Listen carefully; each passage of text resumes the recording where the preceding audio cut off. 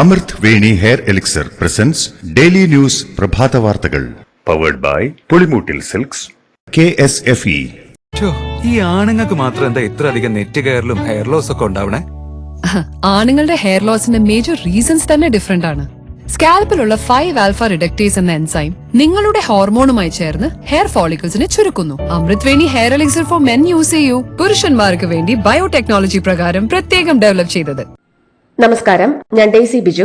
Daily ന്യൂസിന്റെ പ്രഭാത വാർത്തകളിലേക്ക് സ്വാഗതം. ഇന്ന് ഫെബ്രുവരി 5 ബുധനാഴ്ച. ഭരണഘടനയുടെ ആത്മാവ് മനസ്സിലാക്കി ജീവിക്കൂവെന്ന് പ്രതിപക്ഷത്തോട് പ്രധാനമന്ത്രി നരേന്ദ്രമോദി.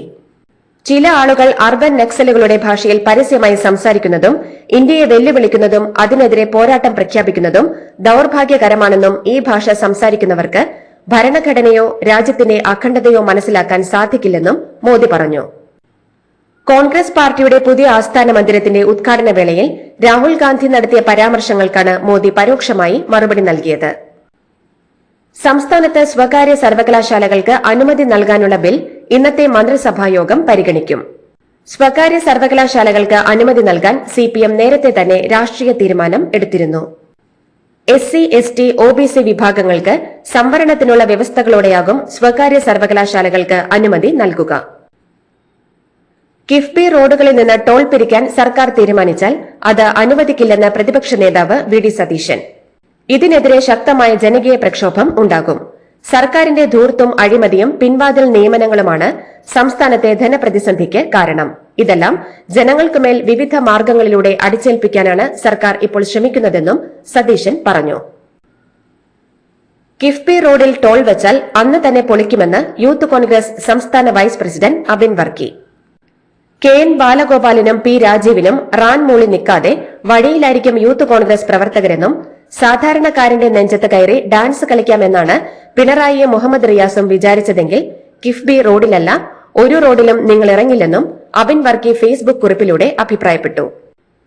KSRTCയിലെ TDF വിഭാഗം നടത്തിയ സമരം പൊളിഞ്ഞുവെന്ന് ഗതാഗത മന്ത്രി KB ഗണേഷ് കുമാർ. ശമ്പളം 1-ാം തീയതി തരുമെന്ന് പറഞ്ഞിട്ടും സമരം നടത്തുന്നത് ശരിയല്ലെന്നും KSRTC നിലനിൽക്കേണ്ടത് കേരളത്തിന്റെ ആവശ്യമാണെന്നും കൊച്ചിയിൽ ഒരു പൊതുപരിപാടിയിൽ പ്രസംഗിക്കുന്നതിനിടെ അദ്ദേഹം പറഞ്ഞു. തിരുവനന്തപുരം തൈക്കാട് ഗവൺമെന്റ് മോഡൽ LPSലെ കുട്ടികൾ ഉച്ചഭക്ഷണത്തിനായി കൃഷി ചെയ്ത പച്ചക്കറികൾ മോഷണം പോയി. 30ഓളം കോളിഫ്ലവറുകളും വഴുതനങ്ങയും തക്കാളിയുമാണ് മോഷണം പോയത്.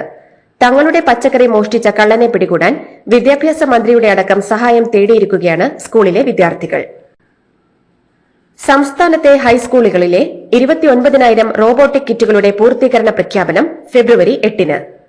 ഗ്രീൻഫീൽഡ് സ്റ്റേഡിയത്തിലെ IT വകുപ്പിന് കീഴിലുള്ള IC ഫോസിൽ നടക്കുന്ന ചടങ്ങ് പൊതുവിദ്യാഭ്യാസ വകുപ്പ് മന്ത്രി V ശിവൻകുട്ടി ഉദ്ഘാടനം ചെയ്യും.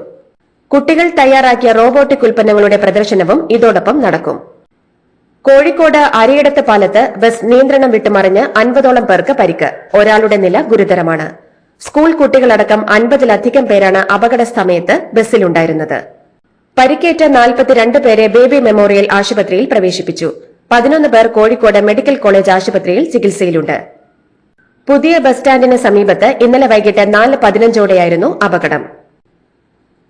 തൃശൂർ ചിറ്റാട്ടുകര പൈങ്കണിക്കൽ ക്ഷേത്രത്തിൽ ഉത്സവത്തിനെത്തിച്ച ചിറ്റിലപ്പള്ളി ഗണേശൻ എന്ന ആന ഒരാളെ കുത്തിക്കൊന്നു. ആലപ്പുഴ സ്വദേശി ആനന്ദാണ് മരിച്ചത്. കുളിപ്പിക്കുന്നതിനിടെ പാപ്പാനെ തുമ്പിക്കൈകൊണ്ട് തട്ടിത്തെറിപ്പിച്ച് ഓടിയ ആന 1.5 കിലോമീറ്റർ അപ്പുറത്ത് മുന്നിൽ കണ്ട ആനന്ദിനെ ആക്രമിക്കുകയായിരുന്നു. ആനന്ദനെ കുത്തിയ ശേഷവും ഓട്ടം തുടർന്ന ആനയെ 1 മണിക്കൂറിന് ശേഷം കണ്ടാണശ്ശേരിയിലാണ് തളച്ചത്. വാൽപ്പാറയിൽ ബൈക്ക് റൈഡിംഗിനായെത്തിയ ജർമ്മൻ സ്വദേശി കാട്ടാനയുടെ ആക്രമണത്തിൽ കൊല്ലപ്പെട്ടു. റോഡിൽ വഴിമുടക്കി നിന്ന കാട്ടാനയെ കണ്ടിട്ടും ബൈക്കുമായി മുന്നോട്ട് പോയ മൈക്കിൾ എന്ന ജർമ്മൻ പൌരനെയാണ് ആന ആക്രമിച്ച് കൊലപ്പെടുത്തിയത്. തമിഴ്നാട് വാൽപ്പാറ പാതയിൽ ഇന്നലെ വൈകിട്ട് 6:30-നായിരുന്നു സംഭവം. മൈക്കിളിനെ ആന കൊമ്പിൽ കോർത്ത് എറിയുകയായിരുന്നു. ഇതുവഴി വന്ന യാത്രക്കാർ ബഹളം വെച്ചതോടെ കൂടുതൽ ആക്രമണത്തിന് മുതിരാതെ ആന പിൻവാങ്ങി. മൈക്കിളിനെ വാൽപ്പാറ എസ്റ്റേറ്റ് ആശുപത്രിയിലെത്തിച്ച് പ്രാഥമിക ശുശ്രൂഷ നൽകിയ ശേഷം പൊള്ളാച്ചി ആശുപത്രിയിലേക്ക് മാറ്റിയെങ്കിലും ജീവൻ രക്ഷിക്കാനായില്ല. പാലക്കാട് വല്ലപ്പുഴയിൽ ഫുട്ബോൾ ടൂർണമെന്റിനിടെ ഗാലറി തകർന്നു വീണ് നിരവധി കാണികൾക്ക് പരിക്കേറ്റു. വല്ലപ്പുഴ അഖിലേന്ത്യാ സെവൻസ് ഫുട്ബോൾ മത്സരത്തിന്റെ ഫൈനലിനിടെ ഇന്നലെ രാത്രി 10:30-നാണ് സംഭവം. ഗാലറിക്ക് താങ്ങാവുന്നതിലേറെ കാണികളെത്തിയതാണ് അപകടത്തിന് കാരണമായതെന്നാണ് പ്രാഥമിക നിഗമനം.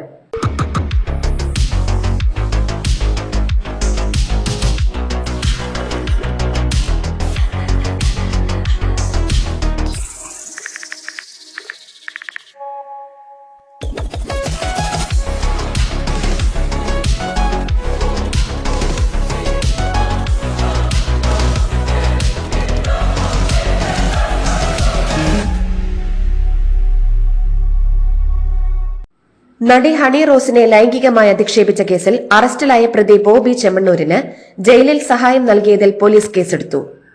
സസ്പെൻഷനിലായ മധ്യമേഖലാ jail DIG P Ajaykumar, Ernakulam jail superintendent Raju Abraham എന്നിവർക്കെതിരെയാണ് കാക്കനാട് ഇൻഫോ പാർക്ക് പോലീസ് കേസെടുത്തത്. ഇരുവർക്കും പുറമെ 4 പുരുഷ ഉദ്യോഗസ്ഥരും 2 വനിതാ ഉദ്യോഗസ്ഥരും കേസിൽ പ്രതികളാണ്. മുക്കത്ത് യുവതിയെ ഹോട്ടൽ ഉടമയും സഹായികളും പീഡിപ്പിക്കാൻ ശ്രമിക്കുന്നതിനിടെ യുവതി കെട്ടിടത്തിൽ നിന്ന് ചാടിയ സംഭവത്തിൽ അടിയന്തര റിപ്പോർട്ട് തേടി വനിതാ കമ്മീഷൻ. കോഴിക്കോട് റൂറൽ എസ്പിയോടാണ് കമ്മീഷൻ റിപ്പോർട്ട് തേടിയത്. ഈ മാസം 2-നാണ് കേസിനാസ്പദമായ സംഭവം ഉണ്ടായത്. കടലിൽ പോകുന്ന മത്സ്യത്തൊഴിലാളികൾ ആശയവിനിമയത്തിനായി ഉപയോഗിക്കുന്ന VHF മറൈൻ റേഡിയോയുടെ വിതരണം കാലതാമസം കൂടാതെ പൂർത്തിയാക്കണമെന്ന് സംസ്ഥാന മനുഷ്യാവകാശ commission chairperson justice Alexander Thomas. 2020-ൽ 6253 രൂപ അടച്ചെങ്കിലും ഇതുവരെ മറൈൻ റേഡിയോ ലഭിച്ചില്ലെന്ന പരാതിയിലാണ് മനുഷ്യാവകാശ കമ്മീഷന്റെ ഇടപെടൽ. നെന്മാറ ഇരട്ട കൊലപാതക കേസിലെ പ്രതി ചെന്താമരയുമായി പോലീസ് തെളിവെടുപ്പ് നടത്തി.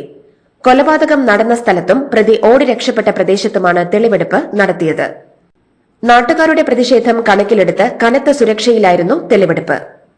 പ്രദേശവാസികളുടെ വൈകാരിക പ്രകടനം ഉണ്ടാകുമെന്ന കണക്കുകൂട്ടലിൽ വൻ സുരക്ഷയാണ് പോത്തുണ്ടി മുതൽ ബോയൻ കോളനി വരെ ഒരുക്കിയത്.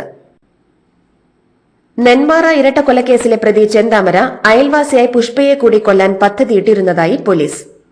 പുഷ്പയെ കൊല്ലാതെ വിട്ടതിൽ മാത്രമാണ് തനിക്ക് നിരാശയുള്ളതെന്നും ചെന്താമര പോലീസിനോട് പറഞ്ഞു. ഇനി ജയിലിൽ നിന്ന് പുറത്തിറങ്ങാൻ ആഗ്രഹിക്കുന്നില്ലെന്നും അതിനാൽ പുഷ്പ രക്ഷപ്പെട്ടെന്നും ഇയാൾ പോലീസിനോട് പറഞ്ഞതായും വിവരങ്ങളുണ്ട്. ഗ്ലോബൽ പബ്ലിക് സ്കൂളിലെ വിദ്യാർത്ഥി മിഹിർ അഹമ്മദിന്റെ ആത്മഹത്യയിൽ സ്കൂളിനെതിരെ മിഹിറിന്റെ അമ്മ.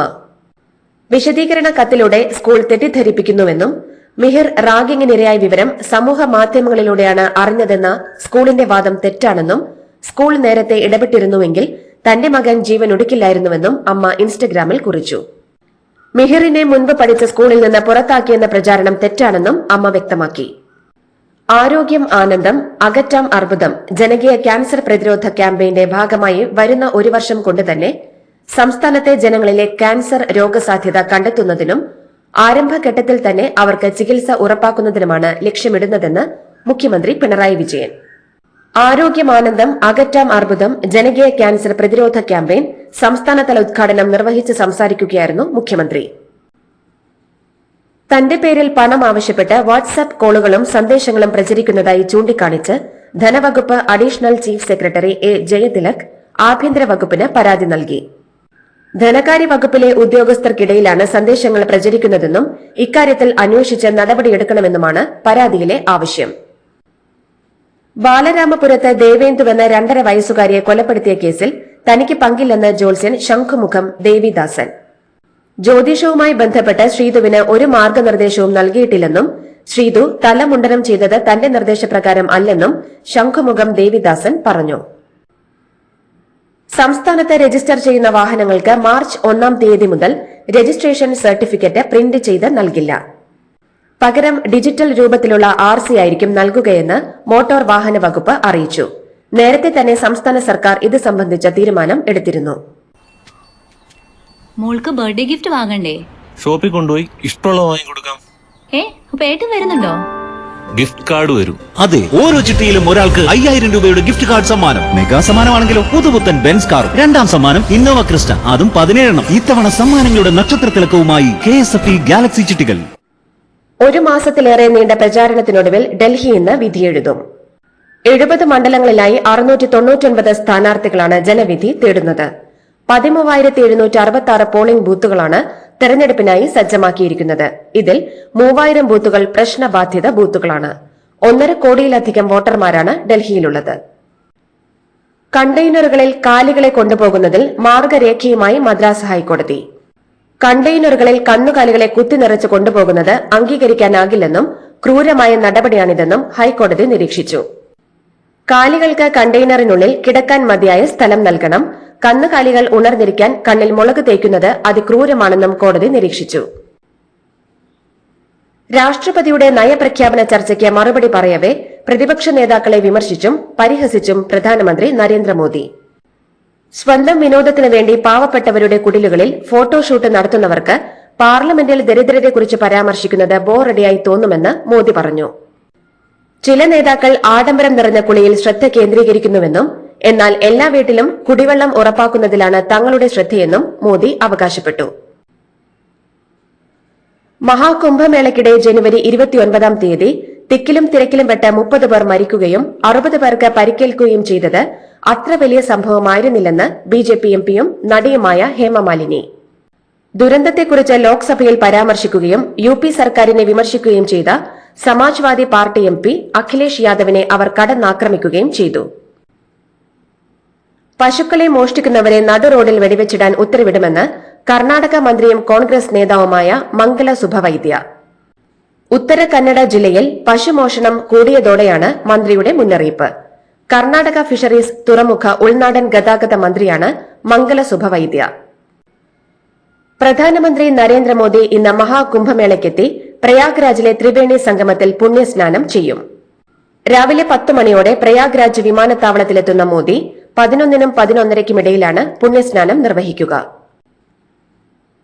പ്രധാനമന്ത്രി പദത്തിൽ നിന്ന് വിരമിക്കുമോ എന്ന ചോദ്യങ്ങൾ അപ്രസക്തമാക്കി നരേന്ദ്രമോദി. രാഷ്ട്രപതിയുടെ നയപ്രഖ്യാപന പ്രസംഗത്തിനുള്ള മറുപടിയിലാണ് പ്രധാനമന്ത്രി പദത്തിൽ നിന്ന് ഉടൻ വിരമിക്കില്ലെന്ന സന്ദേശം നരേന്ദ്രമോദി നൽകിയത്. പ്രധാനമന്ത്രി പദത്തിൽ ഇത് തന്റെ 3ാമത്തെ ഊഴമേ ആയിട്ടുള്ളൂവെന്ന് പറഞ്ഞ അദ്ദേഹം ഏറെക്കാലം രാജ്യത്തിന്റെ വികസനത്തിനായി താൻ ഉണ്ടാകുമെന്നും പറഞ്ഞു. ലോക്സഭയിൽ ബജറ്റ് സമ്മേളനത്തിലെ നന്ദി പ്രമേയ ചർച്ചയ്ക്ക് മറുപടി പറയവെ പ്രതിപക്ഷ നേതാവ് രാഹുൽ ഗാന്ധിക്കെതിരെ പ്രധാനമന്ത്രി നരേന്ദ്രമോദിയുടെ പരിഹാസവും വിമർശനവും. വിദേശകാര്യത്തെക്കുറിച്ച് പറഞ്ഞാലേ പക്വതയുണ്ട് എന്ന് തെളിയിക്കാനാകൂ എന്ന് ചിലർ കരുതുന്നു എന്നായിരുന്നു രാഹുലിനെ ഉന്നമിട്ടുള്ള മോദിയുടെ പരിഹാസം. താൻ പറയുന്നത് ശശി തരൂരിനോടല്ല എന്നും പ്രസംഗത്തിനിടെ പ്രധാനമന്ത്രി എടുത്തു പറഞ്ഞത് ശ്രദ്ധേയമായി. $1 ട്രില്യൺ സമ്പദ് വ്യവസ്ഥയായി മാറുക എന്ന ലക്ഷ്യത്തോടെ മുഖ്യമന്ത്രി യോഗി ആദിത്യനാഥിന്റെ നേതൃത്വത്തിൽ 2025-26 തങ്ങളുടെ 8ാം സാമ്പത്തിക സെൻസസ് ആരംഭിച്ച് ഉത്തർപ്രദേശ് സർക്കാർ.